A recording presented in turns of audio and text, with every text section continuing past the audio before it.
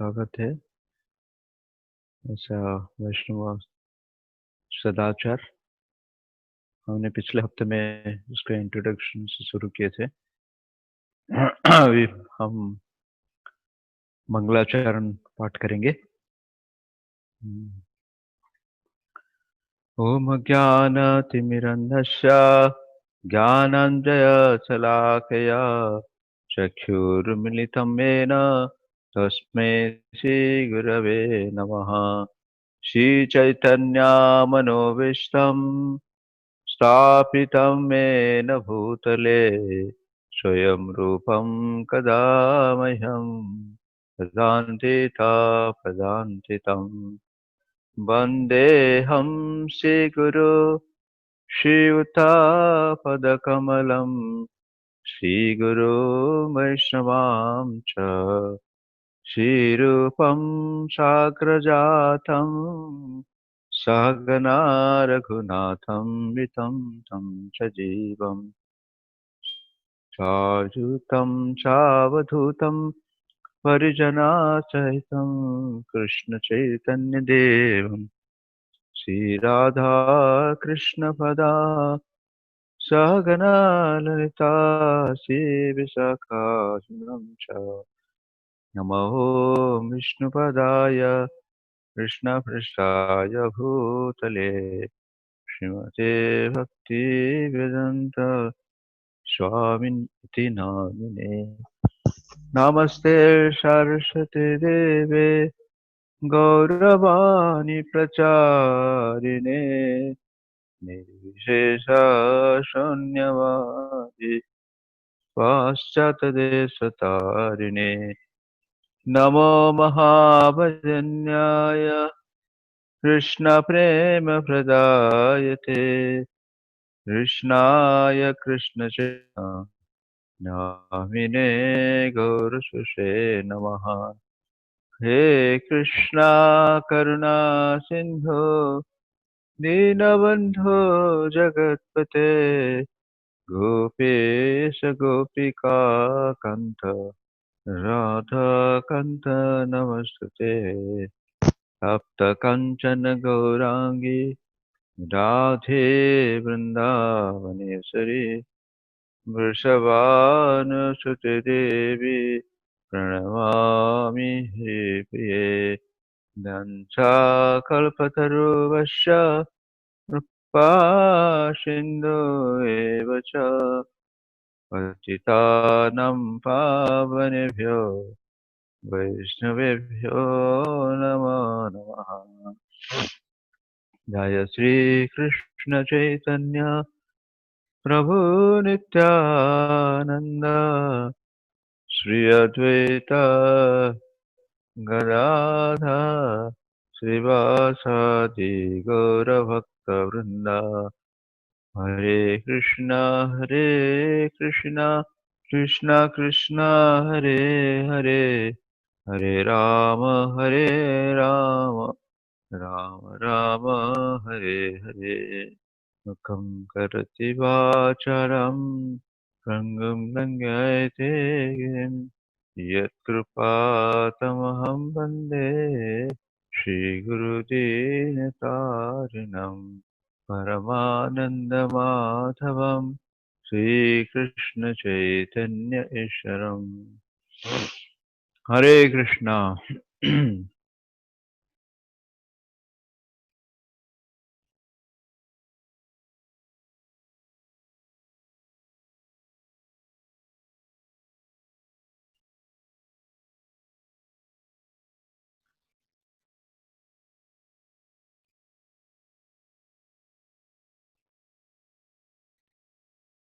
हरे कृष्णा।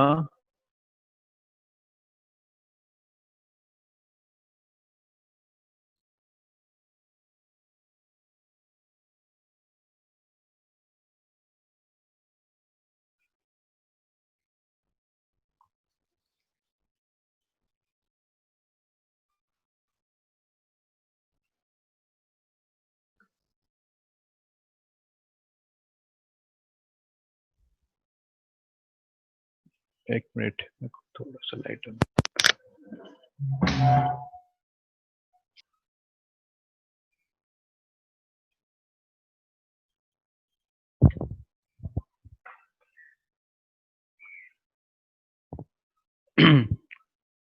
तो फिर से एक बार आप सबका हार्दिक स्वागत है। श्री श्री राधा वृंदावन चंद्र जगन्नाथ बलभद्र सुभद्रा महारानी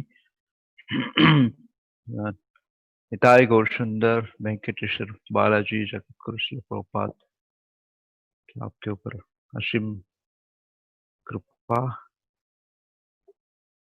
बनाए रखे। तो हम ये वैष्णव सदाचार इसके ऊपर हम चर्चा करने जा रहे हैं। श्रीमद् भगवत गीता का 13वां अध्याय 8 नंबर श्लोका से 12 नंबर श्लोका 13.8 to 12 8 9 10 11 12 5 तो उसमें भगवान ने कुछ भगवान के गुण के ऊपर चर्चा कर रहे हैं।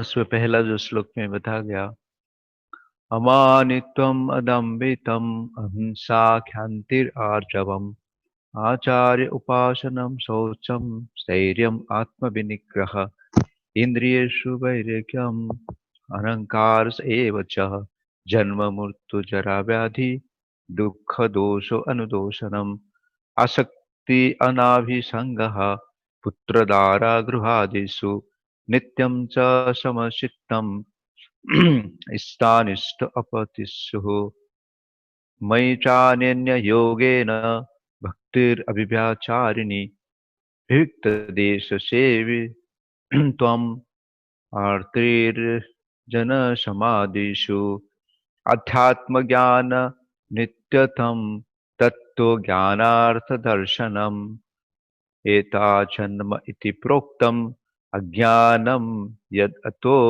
अन्यथा। मेरे पास हिंदी नहीं है, मैं अंग्रेज में उसका ट्रांसलेशन पढ़ूंगा। पहला जो गुण बताया गया, humility, pridelessness, non violence, tolerance, simplicity, approaching a bona fide spiritual master, cleanliness, steadiness, self-control, renunciation of the objects of sense gratification, absence of false ego, the perceptions of the evil of birth, death, old age, and disease, detachment, freedom from entanglement with children, wife, home, and the rest, even-mindedness amid pleasant and unpleasant events, constant and unalloyed devotion to me, aspiring to live in a solitary place, detachment from the general mass of people, accepting the importance of self realization, and philosophical search for the absolute truth. All these I declare to be knowledge, and besides this, whatever there may be in ignorance. तो ये सब भगवान बोल रहे कि मैं घोषणा कर रहा हूँ, यही असली ज्ञान है। इसको छोड़ के जो भी है वो क्या है? अज्ञान है, इग्नोरेंस। देयर में भी इग्नोरेंस। तो इसलिए हमारा भक्तिमय जीवन में 11वें स्कंद श्रीमद् भागवत में बताया गया, कलो दोषो निधिराजन स्ति एक गुण कीर्तन देवशा मुक्त संग परम व्रजेत। तो ये गीता का श्लोक अगर कोई पढ़ेगा तो बोला कि अरे मेरे को गीता नहीं चाहिए। हाँ, ये कब एक जो इतने सारे गुण के बारे में बताया गया, इसको मैं कब पालन करूँ, इसको कब मैं कल्टीवेट करूँ? Knowledge has to be cultivated ना। तो तो इसलिए श्रीमद् भागवत में बताया गया कि कलो दोष निधि राजन हस्ती का महान गुणम कीर्तन देवस्य मुक्त संग परम रज। हाँ, ये कलि युग में क्या दोषों का भंडार है। कलो दोष निधि राजन, दोषों का भंडार है ना, भरे पड़े एक्चुअली, ठीक है नहीं। तो इतने सारे दोष होने के नाते भी क्या है उसमें एक अच्छा गुण है। क्या अच्छा गुण है इसमें? इसमें एक अच्छा गुण है, कीर्तन देवस्य मुक्त संग परम व्रजेत। कोई अगर कृष्ण का कीर्तन करता है, भजन करता है, कथा कीर्तन सुनता है, कीर्तन देवस्य मुक्त संग परम व्रजेत, कोई अनर्थ से मुक्त हो जाता है। और उसको क्या गति प्राप्त होता है? कीर्तन देवस्य मुक्त संग परम ब्रजेत। ब्रज मतलब क्या? ब्रज वृंदावन, वृंदावन धाम, भगवान का धाम को ब्रज क्यों कहा गया? इसलिए भगवान भगवत गीता के 18वें अध्याय के 66 नंबर श्लोक में भी बताते हैं, सर्वधर्म परित्यज्य मामेकं शरणं व्रज, अहम त्वं सर्वेभ्यो पापेभ्यो मोक्षयिष्यामि मा शुचः। तो भगवान एक बताते हैं कि सारे धर्म को छोड़ के अगर मेरे शरण में कोई आते, माम एकम शरणम, और कोई नहीं, कुछ नहीं, केवल मेरे शरण में आते, माम एकम शरणम मुख्य स्वामी। सर्वधर्म परित्यज्य मामेकम शरणम व्रज, स्वामी मासुच। शरणम ब्रज बताया गया ना, वहां पे भी ब्रज शब्द आता है ना। केवल मेरे शरण में आओ। तो सुनने में तो बहुत ये लगता है कि अरे भगवान कितना आश्वासना दे रहे, कि सब कुछ छोड़ के अगर मेरे पास आते थे। एक दृष्टि से देखा जाए तो हम कभी कभी ऐसे छोड़ देते हैं, है ना, माता पिता परिवार बंधु जन ना, छोड़ देते हैं, लेकिन भगवान के शरण में नहीं आते। छोड़ दिया लेकिन भगवान के शरण में नहीं आए, है ना। तो मामेकम शरणम ब्रज हम तुम सर्वे पापे मुख्य स्वामी वासुचा, है कि नहीं।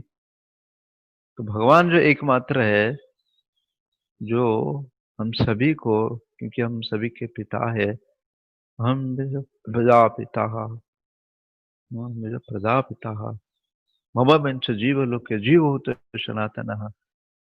तो भगवान इसलिए बार बार कहते हैं कि मेरे शरण में आओ। ब्रज, ब्रज मतलब क्या? बदलना। ब्रज शब्द का एक है चलना, दूसरा शब्द ब्रज क्या आता है?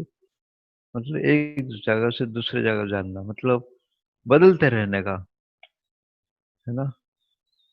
तो हजार में कोई हम व्यक्ति, हर व्यक्ति हमेशा चाहता है कि मैं एक जगह पे सेटल हो जाऊं, अच्छे नौकरी मिले मुझे, अच्छा धंधा चले, ठीक है नहीं।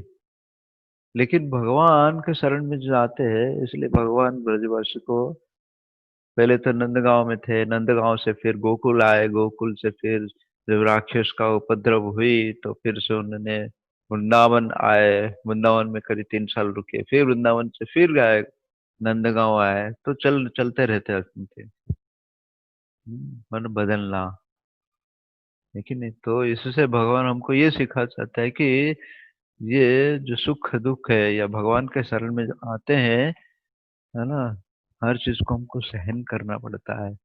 इसलिए भगवान भगवत गीता के दूसरे अध्याय के 14 नंबर श्लोक में भी वही बताते हैं, मात्रा स्पर्शस्तु कौन्तेय शीतोष्ण सुखम पायन तंत्र भारत। ये भरतवंशी अर्जुन, जिस प्रकार मात्रा स्पर्श, तन मात्रा पता है ना, जैसे अभी आंखों का तन मात्रा क्या है? क्योंकि अच्छी वस्तु को देखना, है ना। इंद्रिय हमेशा इंद्रिय तृप्ति में लगा रहता है, इसलिए भगवान ने इंद्रिय भी दिया, उसके साथ इंद्रिय भोग करने की वस्तु भी दिए।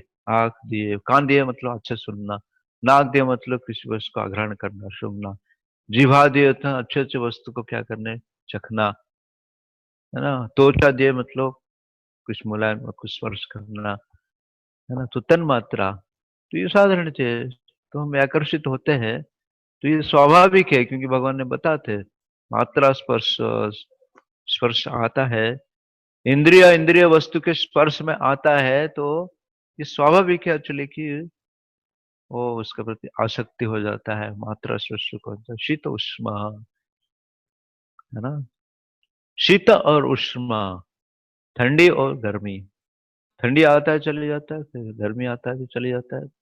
तो जिस प्रकार ये क्षणिक है, स्थायी नहीं है, अस्थायी है, इस प्रकार से सुख भी आता है चला जाता है, दुख भी आता है चला जाता है। इसलिए हर परिस्थिति में हमको क्या करना चाहिए? सहन करना चाहिए। तो जो सहन करता है वही देहिनोऽस्मिन् अथा देहे कौमारम यौवन जरा तथा देहांतर प्राप्ति प्राप्ति धीरस्य तत्र न मुह्यति। वो व्यक्ति क्या होता है? न मुह्यति। मुह्यति मतलब कभी विचलित नहीं होता है, हमेशा स्थिर रहता है। सुख में हो, दुख में हो, मान में हो, अपमान है, जय है, पराजय है, हानि है, लाभ है ना? हर स्थिति में क्या करते हैं? वो स्थिर रहता है, विचलित नहीं, है ना? क्योंकि आत्म साक्षात्कार को प्राप्ति किया है। तो इसलिए यहाँ पे मैंने इसलिए पहला बताया गया, इसमें क्या बताया कि ह्यूमिलिटी, है ना? ह्यूमिलिटी मतलब क्या बताया गया कि नम्रता, ह्यूमिलिटी, हाँ। तो ये पहला गुण होना चाहिए भगवान के भक्ति में अग्रसर होने के लिए, आगे बढ़ने के लिए, भगवान को प्राप्त करने के लिए, भगवान के आशीर्वाद को प्राप्त करने के लिए, भगवान के कृपा को प्राप्ति करने के लिए क्या होना चाहिए? ये नम्रता होना चाहिए। इसलिए श्री चैतन्य महाप्रभु भी अपने शिक्षा अष्टकम जो प्रार्थना है उसके तीसरा श्लोक में भी वही बताते हैं। तृणादपि सुनिचेन तरोरपि सहिष्णुना अमानिन मानदेन कीर्तनीय सदा हरि। अगर आपको निरंतर भगवान कृष्ण का नाम उच्चारण करना है तो आपको ये चार चीज को प्राप्त करना चाहिए। तृणादपि सुनिचेन, तूर्ण तृण से भी अधिक नम्र बनना चाहिए, और वृक्ष से भी अधिक सहनशीलता होना चाहिए, टॉलरेंस। अमानिना मान देना, किसी से बिना मान की अपेक्षा करते हुए हम सबको मान देना चाहिए। अमानिना मान देना, कीर्तनीय सदा हरि। तभी हम भगवान के नाम एक्चुअली सदा उच्चारण कर सकते हैं। हरे कृष्ण कृष्ण कृष्ण हरे हरे, हरे राम राम राम हरे हरे। हाँ, तो ये इतनी सरल जो फॉर्मूला भगवान ने दी है एक्चुअली हमारे लिए, हम हमको ठीक ठीक से पालन नहीं कर पाते। इसलिए जो हरि नाम का मिठास है, हरि नाम का मधुरता है ना, इसको हम आस्वादन नहीं कर पा रहे। इसलिए हमको हरि नाम जब लेते हैं तो नींद आता है, माया देवी हमको सुला देती है। भगवान के नाम कीर्तन में इतना मधुरता है, हम इसको आस्वादन नहीं कर पा रहे। क्यों नहीं कर पा रहे? इसी कारण से नहीं कर पा रहे क्योंकि हमारे अंदर सहनशीलता नहीं है, है ना सर? सहनशीलता तो पहला हाथ ने पहले बता क्या कि ह्यूमिलिटी, नम्रता, दीनता, दैन्यता, मान शून्यता, है ना? ये सब एक ही शब्द है ना? तो नम्र हम कब बनेंगे? जब हम ये सोचेंगे, जैसे हम यहाँ इसलिए वृक्ष यहाँ पे उदाहरण दिया, तृणादपि सुनिचन, तृण से भी अधिक नम्र होना चाहिए। तृण से कैसे अधिक नम्र होंगे? तृण से होता है मतलब घास, हम घास के ऊपर चल के जाते हैं तो घास कभी आ, अरे मेरे सिर पे क्यों आपने पैर रखा, नहीं, सहन करता है। लेकिन हम चले जाने के बाद फिर जो तृण है फिर से खड़े हो जाते हैं, है ना? लेकिन चैतन्य महाप्रभु का आदेश है हमारे लिए कि हमको तृण से भी अधिक नम्र बनना चाहिए। अभी सुनने में तो लगता है कि इस जीवन में असंभव है ना? केवल ये एक ही गुण को हमको अगर प्राप्त करना है तो लगता है कि इस जीवन में तो असंभव है, हो ही नहीं सकता एक्चुअली। क्योंकि जिस माहौल में हम बढ़े हैं, जिस प्रकार का हमको शिक्षा मिला है ना, भौतिक जगत का शिक्षा शिक्षा क्या है, नेले पे देला, है ना। ये एक दूसरे के ऊपर हम कैसे शासन करें, एक्सप्लोटेशन करें। हम मालिक हैं और आप हमारे दास बने, वही तो चाहते ना। संसार में हर कोई व्यक्ति चाहता है कि मालिक बनने के लिए। हाँ, क्योंकि भगवान एकमात्र मालिक है, अकेले श्री कृष्ण हर्षभ भृत्य, है कि नहीं। तो कैसे इस गुण को हम आस्वादन कर सकते हैं, है हमारा आचार्यगण है। इसलिए श्री चैतन्य महाप्रभु अपने आचार्य के माध्यम से तो हमको शिक्षा दे रहे हैं। तो जब जब हम ये आचार्य का गुण को हम सुनेंगे, हाँ, तो हम इस गुण को हासिल कर सकते हैं उनके कृपा से। बिना महत कृपा तेन कुंती, उनको बिना आचार्य को बिना प्रसन्न करते हुए, वैष्णव को बिना प्रसन्न करते हुए हम इस गुण को प्राप्त नहीं कर सकते हैं। जैसे श्री नित्यानंद प्रभु के बारे में कहा जाए, जो बलराम जी का अवतार है। अभी हम बलराम जी का बना रहे हैं ना। अम, बलराम जयंती अभी 3 तारीख को है ना। अकरोध परमानंद नित्यानंद राय, हाँ। बलराम जी के बारे में बताया गया कि ये ऐसे, ये है अकरोध परमानंद नित्यानंद राय। जो बलराम जी इतने अहंकार थे, इतने क्रोधित थे। पूरे बलराम जी की लीला में देखिए आपने, कहाँ कहाँ बलराम जी ने इतना क्रोध प्रकट नहीं किए।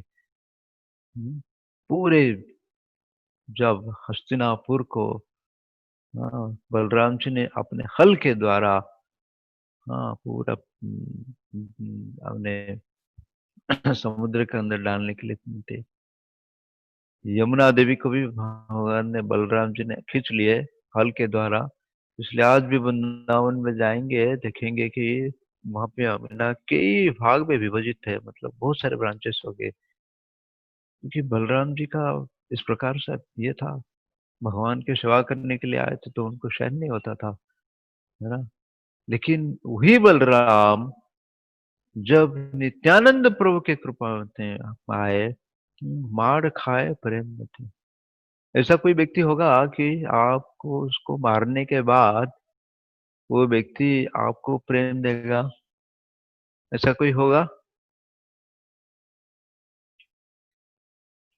मारने के बाद भी वो व्यक्ति आपको प्रेम नहीं देगा फिरती। उसका उदाहरण कौन है? माधाई, जो 2 भाई थे, माधाई, जगाई और माधाई। ब्राह्मण कुल में जन्म हुए थे, लेकिन इतने सारे पाप कर चुके थे, है ना। लेकिन नित्यानंद प्रभु का मन में ये ठान लिया कि इस 2 भाई को मैं हम उद्धार करूंगा। मैं अगर मैं उद्धार करूंगा तो महाप्रभु के जो प्रचार में इतने ये होगा। अगर जगाई मधाई उद्धार हो गए तो बाकी क्यों नहीं होंगे। इसलिए ये हरे कृष्ण महामंत्र की इतनी शक्ति है ना। पापी तापी जत छिल्ला, हरि नाम उद्धारिला, तार साखी जगाई मधाई। हम बोलते कि अरे मैं इतना पापी हूँ, है ना, इतना पाप किया, क्या तो जीवन भर इतने ये खाया हो वो खाया हो, है ना। लेकिन क्या मुझे भगवान कृपा करेंगे? पापी जापी जत छिल्ला, हरि नाम उद्धारिला, तार साखी जगाई और मधाई। मधाई ने मारा उनको, एक्चुअली मटका में फोड़ दिया सिर, है ना। और साथ में तो हरिदास ठाकुर थे, जो ब्रह्मा जी थे, वो भागे तुरंत जाके चैतन्य महाप्रभु को संदेश दिए कि देखिए नित्यानंद प्रभु के ऊपर आक्रमण हो गया माधाई के द्वारा। महाप्रभु क्रोधित हो गए। जो महाप्रभु कौन सी अवतार आए चैतन्य महाप्रभु, चैतन्य लीला, लीला में कलियुग में। नमो महावदन्याय कृष्ण प्रेम प्रदायते, कृष्णाय कृष्ण चैतन्य नामिने गौरचुषे नमः। हम्म?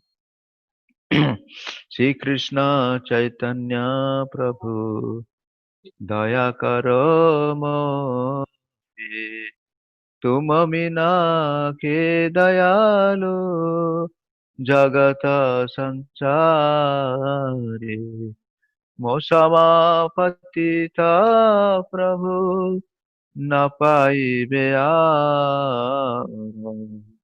आह प्रभु नित्यानंद प्रेमानंद सुखी, तव कृपा कृपा बलो न कर, आमी बड़ दुखी। महाप्रभु प्रकट हुए, देखिए नरोत्तम दास ठाकुर सुंदर भजन में गाते। श्री कृष्ण चैतन्य प्रभु दया करो मोरे, तुम बिना दयालु जगत संसारे, मौसम पतित प्रभु न पाइबे आर। जैसे यहाँ बताया गया कि नम्रता, दीनता, है ना। तो इसलिए जब भी हम अपने आप को नम्रता नहीं समझते, हमने आप को दीनता नहीं समझते, हमने अपने आप को अगर हम सबसे नीच नहीं समझते हैं, पतित नहीं समझते हैं, तो कैसे हमको कृपा मिलेगा? नहीं मिल सकता। तो श्री चैतन्य महाप्रभु के कृपा को प्राप्त करना, भगवान कृष्ण का कृपा को प्राप्त करना, नित्यानंद प्रकार कृपा को प्राप्त करना, मतलब अपने आप को दीनता समझना चाहिए, नम्रता समझना चाहिए, है ना। पतित समझना चाहिए। पतित मतलब गिरा हुआ व्यक्ति, है कि नहीं। तो हम अपने आप को पतित समझते हैं या हम अपने आप को बहुत महान समझते हैं। हाँ, तो इसलिए महाप्रभु श्वेत मानते हैं, जो जो अपने आप को पतित समझता है ना, क्योंकि चैतन्य महाप्रभु जो है पतित पावन अवतार, श्री कृष्ण चैतन्य प्रभु दया करो मरे, है ना। तुम बिना के दयालु संसारे, मौसम पतित प्रभु न पाइबे आर। दया हा प्रभु नित्यानंद प्रेमानंद सुखी। हम सबको आनंद चाहिए ना। सुबह से शाम तक हम कार्य करते रहते हैं, काम करते रहते हैं, किसके लिए? आनंद के लिए। लेकिन यहाँ पे नित्यानंद प्रभु जो है डूबे हुए एक्चुअली, आनंद के गोता में डूबे हुए एक्चुअली, आनंद के भंडार में आनंद घन है भगवान श्री चैतन्य महाप्रभु, भगवान कृष्ण। प्रभु नित्यानंद प्रेमानंद सुखी, कृपा बल न करो आमी बड़ दुखी। मैं दुखी हूँ, इसलिए आपको प्रार्थना करता हूँ कि आप मेरे ऊपर थोड़ा कृपा कीजिए। ये है दीनता। तो लेकिन हम अपने आप को मानते हैं कि जैसे हम एक दूसरे से मिलते हैं या कभी पूछते हैं, हाउ आर यू, आप कैसे हो। कोई भी व्यक्ति बताता है कि मैं दुखी हूँ? बताता कोई? हाँ, आई एम वेरी हैप्पी, एक्सटाटिक। कोई नहीं बोलता है कि मैं दुखी हुआ नहीं, है ना। इसलिए प्रभुपाद जी उदाहरण देते थे कि 5 पैसा का सर्कस, शहर में सर्कस आया था जिसका टिकट था 5 पैसा। इतनी बड़ी लंबी लाइन लगे 5 पैसा का सर्कस देखने, कोई बोल छूटना नहीं चाहता था। लेकिन उस सर्कस का नियम था एक साथ केवल एक ही व्यक्ति देख सकता है। तो ये पहला व्यक्ति गया, बड़ा उत्साह से लाइन में खड़ा था। जो अंदर गया तो उसको 1 मिनट के लिए इतने पिटाई हुआ। और दूसरा गेट से उसने बाहर निकला, और निकलते निकलते जो जो लाइन में खड़ा था दूसरा व्यक्ति, वो पूछ रहा है कैसा था सर्कस। वो बोल रहा है कि बहुत अच्छा था। हरे कृष्णा। यस। तो उसने बोला कि बहुत अच्छा था, भूलना नहीं है, देखना जरूर, डोंट मिस द अपॉर्चुनिटी, है ना। तो इस संसार में इस प्रकार हर कोई व्यक्ति एक्चुअली क्या है, संसार के प्रपंच में जन्म मृत्यु जरा व्याधि दुख दोष अनुदर्शन चढ़ता रहता है, पीड़ित होता रहता है, लेकिन हमेशा ही आशा करता है क्या, मुझे सुख मिलेगा, मुझे सुख मिलेगा, मुझे सुख मिलेगा। दुख मिलता है लेकिन कभी किसी को बताने नहीं चाहता है, क्योंकि लगता है कि लोग हंसेंगे अगर मैं बोलूंगा कि मैं दुखी हूँ। तो प्रभुपाद इसको उदाहरण देते हैं कि सिप मेंटालिटी। सिप पता है? बढ़िया। एक भेड़िया अगर खुदा मारता है तो बाकी उतने सारे जितने भी उसके भेड़िया है सारे पीछे कूदा मारते, क्योंकि उसको लगता है कि ऑड मैन आउट। कैसे मैं बताऊंगा कि अरे मेरे को कष्ट भोग रहा हूँ, मैं दुख भोग रहा हूँ, है ना। लेकिन जो साधु है, असली महात्मा है, हमेशा वो हमको वही बताना चाहेंगे कि इस संसार का असलियता क्या है ना। क्योंकि भगवान ने इस संसार को दुखालय आश्वासतम, दुख का आलय, देवालय है जहाँ पे भगवान के विग्रह रहता है, पुस्तकालय जहाँ पे पुस्तक अलग अलग रहता है ना। ग्रंथालय जहाँ पे अलग अलग ग्रंथ रहता है। तो भगवान ने इस जगत को अगर स्टाम्प मार दिए, सिक्का लगा दिए कि ये दुखालय है, तो चाहे हम जितने भी परिश्रम करेंगे यहाँ पे सुख भोगने के लिए, हम सुख नहीं भोग सकते हैं। हाँ, आशा ही परम दुख, भागवतम में श्लोक आता है, इसमें बताया है, आशा ही परम दुख। जितना हम आशा करते रहेंगे तो उतना हम क्या करेंगे, दुखी बनेंगे। हम्म, लेकिन इसका मतलब नहीं है कि अभी बोले कि ठीक है, अभी भगवान के हमको आशाबद्ध होना चाहिए। जो 26 गुण बताया गया वैष्णव का, 26 गुण, हरे कृष्ण, वैष्णव का 26 गुण बताया गया, उसमें से ये बताया गया कि एक गुण जो है, वैष्णव हमेशा आशाबद्ध रहता है, होप अगेंस्ट होप। यस। लेकिन हमारा जो होप अगेंस्ट होप क्या है, ये, क्योंकि यहाँ पे जो आध्यात्मिक जगत बताया गया है, क्योंकि हमारा गंतव्य क्या है, हमारा लक्ष्य क्या है, हमको भगवान का धाम जाना है। ये जगत जो है वही कुंठ है, कुंठ कुंठ जगत से हमको कहाँ जाना है, वैकुंठ जाना है ना। अगर इसको हम मान लेंगे कि ये एक वैकुंठ है, नहीं, ये वैकुंठ नहीं है। तरह तरह की तकलीफ आता है, तरह तरह की परेशान आता है, आध्यात्मिक, आदि भौतिक, आदि दैविक, है ना। तो कम से कम हमको, हाँ, हो सकता है हमको प्रैक्टिकली नहीं समझ में आए, लेकिन थियोरिटिकली हमको समझना आना चाहिए कि हाँ, इस संसार में दुख है, इसलिए उसको दुखालय बताया गया। इसलिए वैष्णव आचार्य बताते हैं कि प्रबोधानंद सरस्वती ठाकुर, भक्त के लिए संसार दुख नहीं है ना। बाकी जो अभक्त है, हाँ, भौतिकवादी व्यक्ति है, उनके लिए संसार जरूर दुखपूर्ण है। लेकिन भक्त के लिए क्या है, विश्वम पूर्ण सुखायते। भक्त के लिए संसार क्या है, विश्वम पूर्ण सुखायते। अभक्त के लिए क्या है, दुखालय, क्योंकि वो दुख सुख भोगना चाहते हैं, इनको सुख नहीं मिलता है। लेकिन भगवान के जो भक्त है, क्या भगवान को सुख देना चाहते हैं, वो खुद के लिए सुखी नहीं बनना चाहते हैं, वो दूसरे को सुखी बनना चाहिए। इसलिए पर दुखे दुखी। हाँ, ये वैष्णव का गुण होना चाहिए, पर दुखे दुखी। और क्या होना चाहिए, पर सुखे सुखी होना चाहिए। भौतिकवादी लोग तो बिल्कुल विपरीत होते हैं। अगर दूसरे दूसरे व्यक्ति कोई सुखी है तो वो दुखी बन जाता है, और दूसरे व्यक्ति कोई दुखी है तो वो सुखी बन जाता है। इसलिए परोपकार, जन्म सार्थक करी करो परोपकार, है ना। हम खुद दुखी है, लेकिन फिर भी हम दूसरे का उपकार कर सकते हैं। ये भगवान के प्रचार कार्य में अगर मदद करते तो हम भी सुखी बन सकते हैं। क्योंकि भगवान के जो कार्य है, जीवात्मा को इस जगत से उद्धार करना, जीवात्मा को इस जगत से निकालना है। और जो असली हमारा घर है, हमारा असली घर कहाँ है, गोलोक वृंदावन में है।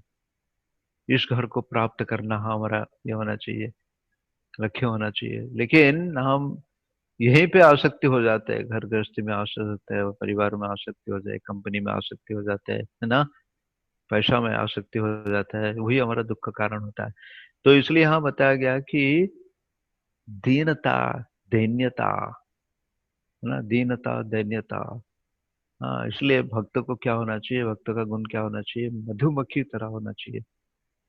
हाँ, दो प्रकार का मक्खी होते हैं, एक होता है मधुमक्खी, और दूसरा होता है कि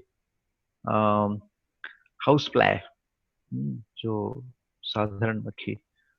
हाँ, दोनों में अंतर क्या है, मधुमक्खी क्या करता है एक्चुअली, वो मधु संग्रह करता है ना। जहां कहीं भी मधु हो, फूल हो, चाहे वो कीचड़ में क्यों ना हो, गंदे में क्यों ना हो, वो केवल मधु का ग्रहण करता है, वो संग्रह करता है ना।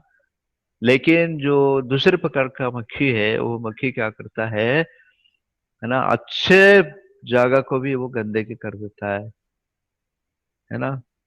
वो जाके मल से क्या करता है, गंदे के लेकर आता है और अच्छे जगह को अपवित्र कर लेता है। तो इसलिए वैष्णव में क्या होना चाहिए, मधुमक्खी जैसा होना चाहिए, दूसरे को गुण को देखना चाहिए, दूसरे को दोष नहीं देखना चाहिए। दोष तो है, बता गया ना, कलो दोष निधि राजन हस्ती को महान कीर्तन देवश मुक्त संग परम ब्रज। दोष तो है कि नहीं? भगवान तो बता दिया कि दोष है। और दोष देखना कोई बड़ी बात ही नहीं है। दोष और दोष नहीं है। दोष देखना वो तो कोई भी व्यक्ति देख सकता है कि आपके अंदर दोष है ना। जिस प्रकार चंद्रमा के कलंक भी है ना, चंद्रमा दिखता है ना तो सुंदर है, लेकिन उसके अंदर भी कलंक है। तो दोष देखना कोई बड़ी बात नहीं है। अगर हमको एक दूसरे का गुण दिखाई पड़ता है, वो सबसे बड़ी बात है। तो गुण तो दिखाई नहीं पड़ेगा, पहले पहले दिखाई पड़ता है। जो आप शुरुआत में दिन में आते हैं, भक्त को देखते हैं और देख के इतना आनंदित होता है, एक दूसरे को हरे कृष्ण बोलते हैं, प्रणाम करते हैं, बातें करते लगते हैं, भक्त जो भी बोलता है उसको मान लेते हैं ना। क्योंकि लगता है कि ये शुद्ध भक्त है, क्योंकि पहले तो कभी देखा नहीं था, ऐसा व्यवहार कभी ये हुआ नहीं था ना। लेकिन धीरे धीरे धीरे जब हम आगे बढ़ते हैं, एक दूसरे से जब करीब आते हैं, हम एक दूसरे का दोष दिखाई पड़ता है ना। जब करीब आते हैं क्या होता है, दोष दिखाई पड़ता है। हाँ, इसलिए हिंदी में कहावत है, अंग्रेजी में कहावत है ना, the other side of the mountain looks green. दूर का पहाड़ सुंदर दिखता है कि नहीं? दूर का पहाड़ सुंदर दिखता है। शुरुआत में 6 महीना 1 साल तो लगता है कि अरे ये सब तो गोलोक वृंदावन वासी है ना, कहा है कि नहीं? लेकिन धीरे धीरे जो हम नजदीक आते हैं, उनका दोष दिखाई पड़ता है। जब दोष दिखाई पड़ता है तो हम बोल देते हैं, है ना। तो इसलिए हम फिर जब बोल देते फिर वैष्णव अपराध होता है। जो अपराध होता है तो फिर हमारा मन भजन में लगता नहीं, भजन नहीं कर पाते, भजन नहीं कर पाते तो हमारा अनर्थ बढ़ता है। जब अनर्थ बढ़ता है तो माया हमको परेशान करता है। हरे कृष्णा कृष्ण कृष्ण हरे हरे, हरे राम राम राम हरे हरे, है ना। इसलिए हमको हमेशा वैष्णव के ऊपर निर्भर होना चाहिए, है ना। उनका दोषों को देखना नहीं चाहिए, उनका गुण को देखना चाहिए। तो प्रभुपाद जी जब गए अमेरिका में प्रचार किए, अगर प्रभुपाद का लीलामृत आप पढ़ेंगे, आप हैरान हो जाएंगे। एक 70 साल के बूढ़ा व्यक्ति, एक शुद्ध वैष्णव, भगवान कृष्ण के भेजा हुआ एक शुद्ध परम वैष्णव भक्त, जो वृंदावन के राधा दामोदर मंदिर रूप गोस्वामी के समाधि पर वास जरा करते थे, आध्यात्मिक जगत का केंद्र बिंदु माना जाता है राधा दामोदर मंदिर को। वो वृंदावन शहर त्याग करके, भगवान को धाम को परित्याग करके अभी वो अमेरिका चले, किसके लिए? ये कृष्ण भक्ति का प्रचार करने के लिए, है ना। ना उनके पास कोई धन था, ना उनके पास कोई अनुयायी थे, है ना, ना कोई मदद करने वाले थे, कुछ नहीं था। और प्रभुपाद जो गए, वो प्रभुपाद जाके पहले जो गोपाल अग्रवाल थे, प्रभुपाद जी के मित्र, मथुरा के रहने वाले, उनके पुत्र गोपाल अग्रवाल, जो वटलर पेंसिल्वानिया अमेरिका के शहर में वो मैकेनिकल इलेक्ट्रिकल इंजीनियर पे काम करते थे। जब प्रभुपाद जी उनको मिले तो उन्होंने बोले कि मुझे अमेरिका जाने के लिए, तो बोले ठीक है, मेरे बेटे को लिखता हूँ। तो उन्होंने बेटा ने वहां से सैंक्शन कर दिया। तो उनको ये पता नहीं था कि स्वामी जी कभी आ जाएंगे। तो प्रभुपाद जी पहुंचे, और प्रभुपाद जी कैसे पहुंचे भी वो बड़ा अद्भुत है ना। श्रीमती मुरारजी, प्रभुपाद जी जाके कुरुक्षेत्र गए थे, वहां पे सूर्य ग्रहण हुआ था। हाँ, सामंत पंचक जो बहुत ही पवित्र स्थान है, कुंड है, वहां पे स्नान करने के लिए। और प्रभुपाद जी को पता चला कि यहाँ पे एक महिला आई, जिस महिला का नाम है श्रीमती मुरारजी। उनके एक जहाज का कंपनी है, सारे देश विदेश में उनका जहाज जाते हैं। और प्रभुपाद जी जाके उनको मिले, तो मुरारजी ने बोले कि आप मुझे मुंबई में आके मिलिए। और प्रभुपाद जी जाके उनको मुंबई में मिले। मिलने के बाद प्रभुपाद जी उनको विनती किए कि मुझे एक कृपा करके आप जहाज में एक टिकट दीजिए, मैं अमेरिका जाना चाहता हूँ। तो सुमति महाराज जी तो इतने प्रभावित थे प्रभुपाद जी के ऊपर। फिर सुमति महाराज जी तो पहले प्रभुपाद जी को बोले, क्योंकि प्रभुपाद जी तो भागवतम तो लिखे थे, पहला स्कंद भागवतम उनको अर्पण किए। और सुमति महाराज जी बोले कि आप मुझे मेरे आवास में आइए और कथा कराइए, सुनाइए। तो प्रभुपाद जी तभी उनके घर में जाते थे, संध्या के समय में 1-1.5 घंटा बैठ के भागवत कथा करते थे। तो श्रीमती महाराज जी को पर प्रभुपाद जी की ऊपर इतने आ, आ, विश्वास भी हो गया था, और इतना आदर करते थे। श्रीमती महाराज जी प्रभुपाद जी को पिता समान मानते थे। और प्रभुपाद जी गिर के विनती होके कहते थे कि मुझे एक दे दीजिए। तो सुमति महाराज बोले कि मैं आपकी बेटी समान हूँ, आप मेरे पिता समान हैं। तो एक बेटी कभी नहीं चाहेगा कि उनके पिता इस उम्र में अमेरिका जैसे शहर में जाए, और वो भी अकेले। नहीं, इतनी ठंडी प्रदेश है, आप वहां पे मर जाएंगे, रह नहीं पाएंगे। हाँ। हरे कृष्णा। और प्रभुपाद जी ऐसे तो एक दिन तो प्रभुपाद जी इतना ठंड थे, स्मृति महाराज जी ने साफ साफ बोल दिया कि मैं आपको मदद नहीं कर सकता हूँ। भारत में चाहे कुछ भी मैं आपके लिए कर सकता हूँ, लेकिन आपको विदेश जाने के लिए मैं नहीं दूंगा। और प्रभुपाद जी गए बाहर। और हाँ, दूसरे दिन प्रभुपाद जी आए, और जब उनको मिलना चाहे ऑफिस में, तो सुमति महाराज जी अपने सेक्रेटरी के द्वारा बोले कि मैं मिल नहीं सकता हूँ। और प्रभुपाद जी क्या किए, बाहर जो कुर्सी रहता है, उस कुर्सी में बैठे रहे। आप अंदाजा लगा सकते हैं, प्रभुपाद जी सुबह से लेके शाम तक सुमति महाराज जी के ऑफिस के बाहर में बैठे रहे, केवल उनको मिलने के लिए। और सुमति महाराज जी बार बार पूछा करते थे, गए कि नहीं, गए कि नहीं। शाम बज गया, उनका ऑफिस का टाइम भी खत्म हो गया, अभी घर जाने वाली, फिर भी प्रभुपाद जी बैठे हैं। और सुमति महाराज भी इंतजार कर रही है, जब स्वामी जी जाएंगे मैं भी घर जाऊंगा, जाऊंगी। हाँ। फिर 6, 6:30 बजे सुमति महाराज जी उनको कमरे में बुलाए ऑफिस में। और प्रभुपाद जी का आंसू, और प्रभुपाद जी बोले कि आप अगर मुझे पिता मानते हैं, तो ये पिता का जो इतना विनती है, आप करेंगे। तो सुमति महाराज जी राजी हो गए उनको टिकट देने के लिए। अब देखिए, हाँ, क्या प्रभुपाद जी को अमेरिका विदेश जाना था आनंद लेने के लिए, लूटने के लिए, मजा करने के लिए, पैसा कमाने के लिए? नहीं। पर दुखे दुखी, दूसरे को दुख को उनको सहन नहीं होता था, क्योंकि भगवान के एक नित्य शुद्ध भक्त है। तो चाहते थे कि एक्चुअली कि लोगों को उद्धार हुए, है ना। लोग कितने माया मोह में फंसे हुए एक्चुअली पंडित। और प्रभुपाद जी जब जाके पहुंचे वहां पे साली अग्रवाल के घर में, गोपाल अग्रवाल, तो गोपाल अग्रवाल तो है तो वृंदावन के मथुरावासी है, ब्राह्मण है। लेकिन अग्रवाल है ना, लेकिन वहां पे जाके एक विदेशी अमेरिका स्त्री के साथ उनका विवाह हो गया, शैली जिसका नाम था।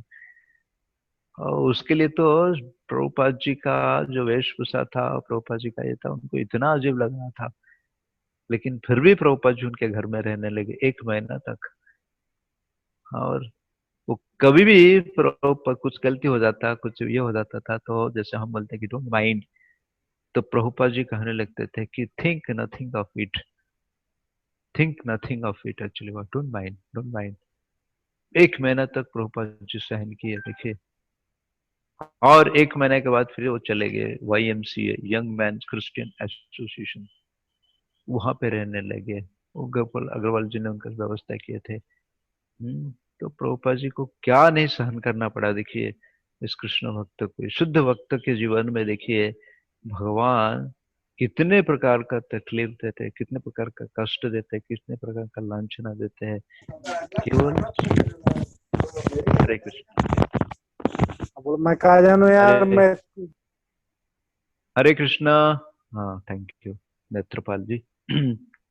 हाँ, तो प्रभुपाद जी को सहन करना पड़ा इसलिए। और प्रभुपाद जी जो प्रचार करने लगे, शाम को प्रवचन दे रहे थे, तो कैसे लोग मिले उनको? हिप्पी लोग मिले, मांसाहार करने वाले, जुआ सट्टा करने वाले, व्यभिचार करने वाले, नशापान करने वाले। तो एक बार प्रभुपाद जी प्रवचन दे रहे हैं, कुछ हिप्पी बैठे, जो हिप्पी मतलब कुछ दिन पहले वो भी ऐसे थे, है ना। और जब बैठे, एक हिप्पी आया पीछे से और कुछ अबक सबक बक रहा था वो। सारे लोग एक्चुअली उसके तरफ देख रहे थे कि उसको उठा के फेंक देंगे। हमको लगता है ना कि हम बैठ के कथा सुन रहे हैं, कोई से आ गया, शराबी आ गया, है ना, तो सबको गुस्सा हो जाते हैं, अरे कहाँ से आ गया। प्रभुपाद जी बिल्कुल निश्चित होके बैठे एक्चुअली। वो हिप्पी आया, आके एक्चुअली सीधा गया कहाँ पे, टॉयलेट के अंदर गया, वॉशरूम के अंदर गया। और वॉशरूम से 5 मिनट के बाद फिर से बाहर से निकला, बाहर निकल बाहर चला गया। और बाहर जाके उन्होंने क्या किया कि टिश्यू पेपर खरीद के लाया, फिर से आया वापस। आया, सीधा बाथरूम में गया, फिर टिश्यू पेपर रखा, रख के एक्चुअली फिर बाहर चला गया। सब लोग देख रहे हैं एक्चुअली क्या चल रहा है, मतलब। और प्रभुपाद जी अंतिम में बोल रहे कि प्रभुपाद जी देख रहे थे, उसका निरीक्षण कर रहे थे क्या करने जा रहा है। हाँ। तो प्रभुपाद की इतना सहन शक्ति था, प्रभुपाद जी उनके अंदर देख रहे थे कि ये हिप्पी है, अपने होश में नहीं है, लेकिन फिर भी उसको भक्तों को सेवा करने के लिए उसके अंदर ये जो प्रेरणा कहाँ से आ रहा है। तो इसलिए जब आया, उसने देखा कि बाथरूम में, वॉशरूम में टिश्यू पेपर नहीं था, तो उसको लगा कि मुझे करना चाहिए उसका सेवा। सीधा गया, खरीद के लाया और लगाया और चला गया। और भक्त लोग जो बैठे थे एक्चुअली, वो तो नए नए भक्त बने थे, वो इतना गुस्सा आ रहा था। तो प्रभुपा जी बोलने लेके देखिए कि हिप्पी के अंदर भी सेवा करने का जो उत्साह, जो प्रेरणा है, क्योंकि हम सब भगवान का अंश है। हाँ, मम वंश जीवलोक जीवोत सनातन, जीवर स्वरूप है कृष्ण नित्यदास। वो बिना सेवा करते हुए नहीं रह सकता। लेकिन प्रभुपा जी क्या देख रहे थे, इस हिप्पी के अंदर भी देख रहे थे सेवा की भावना। हाँ, प्रभुपाद जी एक हिप्पी के अंदर भी, शराबी के अंदर की, है ना, जो एकदम नशा में चुर चुर था, फिर भी को अंदर प्रभुपाद जी देख रहे थे सेवा की भावना, है ना। वही हिप्पी जाके देखिए आगे कितने बड़े बड़े भक्त बन गए। तो इसलिए हम क्या करना चाहिए, दूसरे का गुण को देखना चाहिए, ना कि हमको उनका अवगुण को देखना चाहिए। अगर हम उनके अवगुण देखेंगे, तो हमारे अंदर इतना अवगुण है, तो क्या भगवान हमको अपनाएंगे? ये सोचिए। या गुरु हमको अपनाएंगे? नहीं। तो जिस तरह वो हमको सहन कर रहे हैं, भगवान हमको सहन कर रहे हैं, इसी तरह चलिए दूसरे का अवगुण को भी हमको क्या करना चाहिए, सहन करना चाहिए। ये है वैष्णवता, ये है दीनता, दैन्यता। जब तक ये हमारे अंदर नहीं आएगा, है ना, तो हम कैसे भगवान के कृपा प्राप्ति करेंगे। यहाँ पे महाराष्ट्र में एक महान भक्त रहे जिनका नाम था अ, एकनाथ महाराज। एकनाथ, ना, एकनाथ महाराज। तो हाँ, विठल के बहुत बड़े महान भक्त थे। विठल जो है भगवान कृष्ण ही है, विठल और रुक्मिणी, है ना। तो पांडुरंगा, उनका नाम पांडुरंगा को कहा करते हैं। तो रहते थे गोदावरी के किनारे, यहाँ महाराष्ट्र में त्रयंबकेश्वर नाम का जगह है, जहाँ पे गोदावरी का उगम है। और रहते थे नित्य, गोदावरी में स्नान करते थे। जो स्नान करके बाहर आए, तो एक मुसलमान व्यक्ति था, उनके ऊपर बड़ा दोषी, बहुत दोषी था। तो थूकने लगा उनको। एकनाथ महाराज गए अंदर, फिर से स्नान करके आए, फिर से आए, फिर से थूका। ऐसे करके उन्होंने 100 बार गिन गिन के थूका। लेकिन फिर भी एकनाथ महाराज ने एक शब्द लब नहीं। और 100 बार उन्होंने स्नान करके बाहर निकले, तो 100 बार हो गया। वो जो मुसलमान व्यक्ति था और रहा नहीं गया, सीधा आके उनके चरण में गिरा, माफी मांगा, गिड़गिड़ाने लगा, बोला आप असली साधु है, आप असली साधु है। मैं आपके ऊपर इतने अपमान किया आपको, है ना, फिर भी आप बिल्कुल घबराए नहीं, बिल्कुल आपने प्रतिवाद नहीं किया, बिल्कुल आपने दिए। हाँ, तब तक उसका हृदय तो बदल गया था, वो एकनाथ महाराज का भक्त बन गया, महान भक्त बने आगे जाके। हाँ, तो ये किस कारण हुआ? इनके अंदर ये दैन्यता था, दीनता था, है ना। तो तो इस प्रकार से अ, अगर हम ये गुण को अपनाएंगे तभी हम भगवान के कृपा प्राप्ति हो सकते हैं, नहीं तो नहीं है सकती। भगवान इतना जल्दी थोड़ी ना हमको अपनाएंगे। तो एक बार ऐसे अकबर, है ना, अकबर जी जा रहे थे अपने मस्जिद में, है ना, नमाज पढ़ने। तो जब देर होता है तो उनको समय देर हो गया था, तो जब अंदर जा रहे थे तो व्यक्ति बैठा था। तो जाते जाते एक्चुअली क्या हो गया, उस व्यक्ति का स्पर्श हो गया, उसका शरीर मतलब लग गया, चोट लग गया, है ना। तो अकबर ने वो कुछ चिल्लाने लगे एक्चुअली उसकी, और अकबर के साथ ही जितना भी व्यक्ति थे, मतलब जो वो सैन्य सामंत वगैरह थे, सारे गुस्से हो गए, पकड़ लिए उसको, मारने वाले थे एक्चुअली, सुनते थे। लेकिन वो व्यक्ति भी एक्चुअली बिल्कुल बड़ा निर्भय था, सुनते थे। और इतने गुस्से हो रहे थे लोग, सुनते थे, मार लेंगे, देख लेंगे, सुनते थे, कैसे क्या तुम्हारा साहस, सुनते थे। तो उसे वो व्यक्ति बताने लगा, हाँ, कि आप अभी मस्जिद में आए भगवान या अल्लाह, उनका दर्शन करने के लिए, उनका कृपा प्राप्त करने के लिए। हम्म, तो इसका मतलब क्या है? आपके अंदर इतना उत्साह होना चाहिए, आपके अंदर इतना आ, क्या बोलते हैं उसको, इंटेंस डिजायर, मतलब उनको प्राप्त करने के लिए, उनको दर्शन करने के लिए आपके अंदर इतना उत्सुकता होना चाहिए, इतना तीव्रता होना चाहिए, इतना ईगरनेस होना चाहिए, है ना। तो इसके सामने कोई आपको कुछ गाली दे, कुछ ये करे, वो तो सामान्य है, उसमें कोई नहीं। क्योंकि आप जिस कार्य करने के लिए आए वो तो कार्य प्राप्त करेंगे, बाकी तो सब भूल जाएंगे आप उनसे। तो वो व्यक्ति बताने लगा, तो इसका मतलब क्या है? आपके अंदर अभी भी मतलब आप सही इच्छा से भगवान के, अल्लाह के दर्शन करने के लिए नहीं आए, उनकी कृपा प्राप्ति करने के लिए नहीं आए। वो व्यक्ति साफ साफ बोल दिया कुंतती। तो अकबर सुने, तो अकबर को तुरंत एक्चुअली क्या होश आया, है ना। अरे मैं तो इतना महान करने के लिए आया, और मेरा महानता तो इतना है, सारे लोग मेरा ये कर रहे हैं, है कि नहीं। लेकिन मेरा बर्ताव क्या, चलिए मैं एक छोटी से ये पर इतना गुस्सा हो रहा हूँ। तुरंत उनके होश आया, तुरंत वो समझ गया एक्चुअली कि उनकी गलती को समझ के, और उस व्यक्ति को उन्होंने बुलाया, और उस व्यक्ति को क्या किया उन्होंने, खूब मतलब इनाम दिया सरस्वती।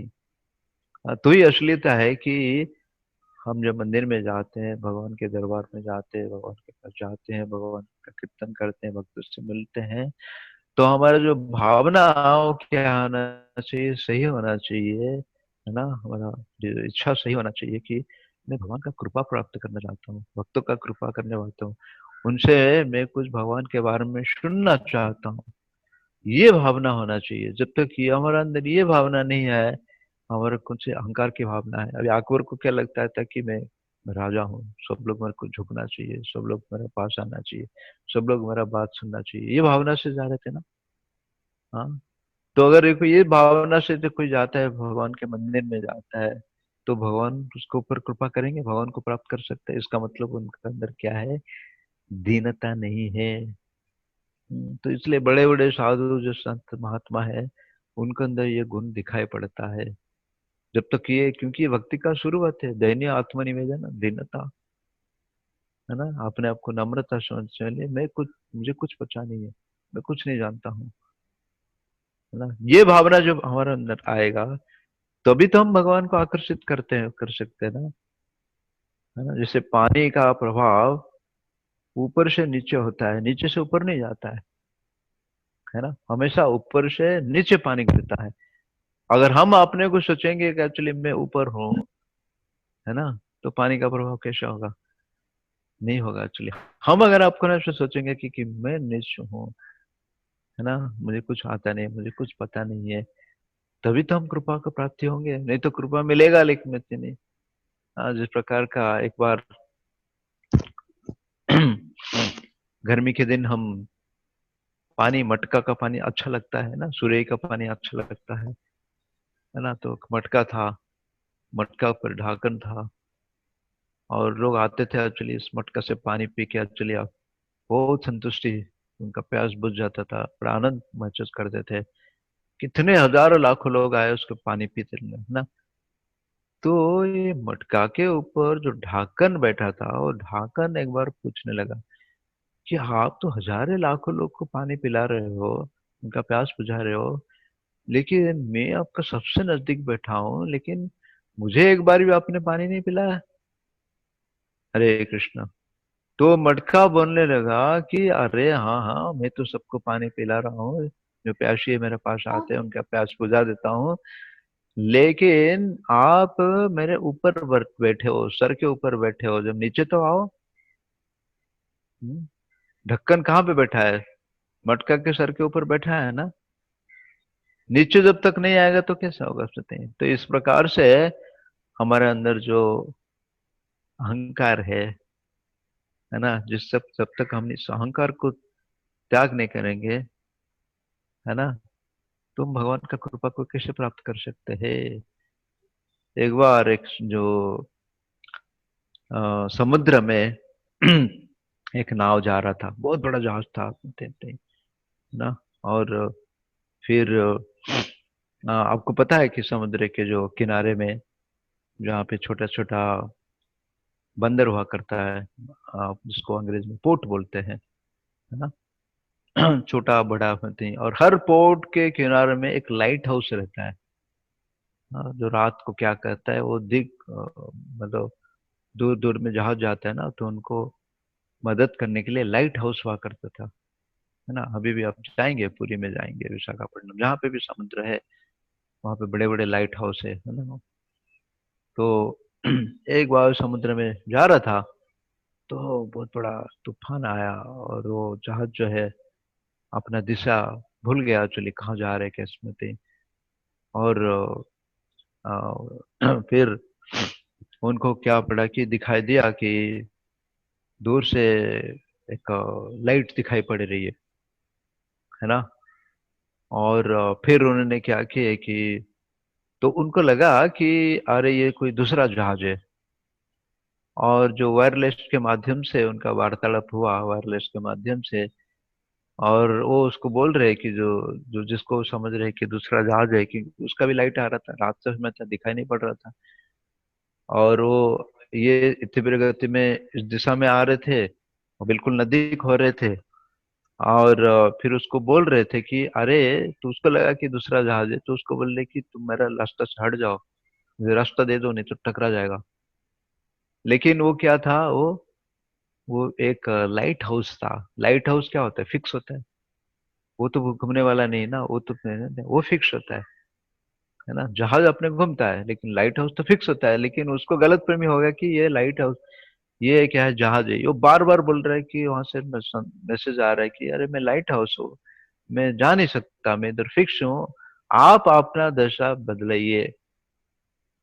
लेकिन वो मानने के लिए सुन नहीं रहा था, क्योंकि उसके अंदर इतना भ्रम पैदा हो गया था, वो नहीं सुन रहा था, है ना। और आज बाद में आके एक्चुअली क्या किया, उसमें ने फिर से वो लाइट हाउस के आके उसमें टकराया, है ना। तो इस प्रकार से हमारे जीवन में जो अहंकार है, इस अहंकार को हम जब जब तक हाँ, हरे कृष्णा, मैं खत्म करूंगा। जब तक इस अहंकार को हम त्याग नहीं करते, अहंकार क्या हमारे अंदर क्या है, इसलिए सर्व उपाधि विनिर्मुक्त तत्परत्र निर्मलम हृषिकेन हृषिकेश भक्ति रच्यते।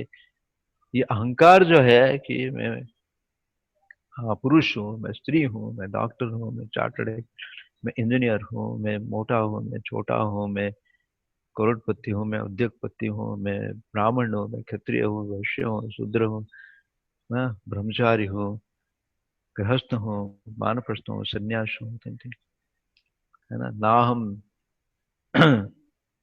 विप्रा, मैं ब्राह्मण नहीं हूँ। महाप्रभु बोलते हैं मैं ब्राह्मण नहीं हूँ, मैं नरपति नहीं हूँ, मैं क्षत्रिय भी नहीं हूँ, वैश्य नहीं हूँ, मैं शूद्र नहीं हूँ, मैं ब्रह्मचारी नहीं हूँ, गृहस्थ नहीं हूँ, वानप्रस्थ नहीं हूँ, यति भी नहीं हूँ, सन्यासी भी नहीं हूँ।